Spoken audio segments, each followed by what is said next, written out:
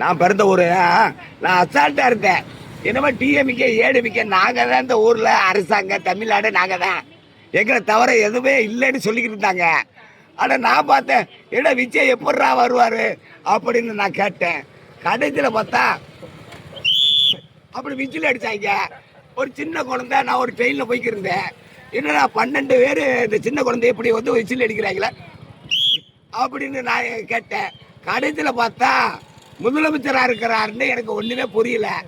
நாங்கள் எல்லாருமே தேவர், முத்துராமலிங்க தேவருடைய அங்கீகரப்பட்ட சின்ன வெத்தலையும் இல்லை, எங்களுக்கு டிஎம்கேயும் கிடையாது. நாங்கள் வந்து ஐயாவுடைய வந்துட்டா தள்ளப்பதி டிவிக்கே நம்பர் 1 மீடியாவில் சரி, மீடியாவிலும் சரி, டாக்டர் புரட்சி தலைவி மாண்புமிகு அம்மா மாதிரி எங்கள் ஐயா தளபதி வர போகிறாரு.